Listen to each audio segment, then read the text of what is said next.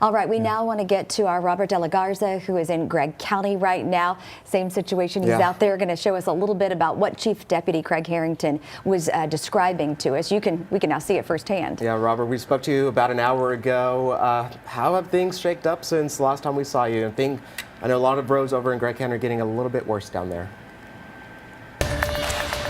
Yes, sir. Thank you, Dana. Thank you, Jesus. Yeah, I would say since we last talked, I mean, these kind of precipitation has picked up a little bit, but it's turned into more of like flurries so far. I mean, the kind of icy rains, flurries, but overall, as Deputy Chief Harrington with the Gregg County Sheriff's Office did mention, you can see that some of these bridges and overpasses are kind of severely accumulating with precipitation and ice. You can see kind of on this roadway here some of that slush and buildup, and then that's what he says is going to continue as this slush and precipitation tends to freeze over, and that these conditions are only going to worsen. But at this point, we do know that the Gregg County Sheriff's Office, Judge Bill Stout, has officially issued a disaster declaration for this area. And as we're moving into, and as they anticipate more severe weather and freezing temperatures to come in through this area, here's what we know so far. The Gregg County Courthouse will be closed Monday, January 26th. The courthouse parking facility is closed Saturday, Sunday,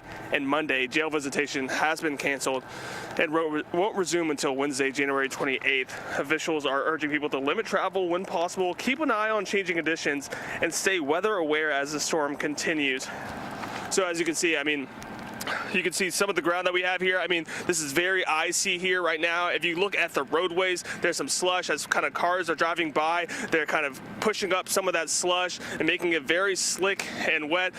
You can see some semis going down 259 here in I-20. But this is an area that, was one of the biggest concerns, as Deputy Harrington did mention, that there is some road closures here in Longview already. There's High Street that is closed in downtown, but they're encouraging everyone to stay off this freeway I-20. And as he mentioned, that their biggest concern throughout the day is going to be power outages, down lines, as well as they have assistance if necessary. They're worried about possibly road conditions if trees begin to fall over, obstruction of these roadways with potential down trees. But they're prepared for all these situations ahead, and we'll continue to give you guys updates from the Gregg County Sheriff's Office, from officials out here. But still pretty slick, encouraging everyone to stay off the roadways.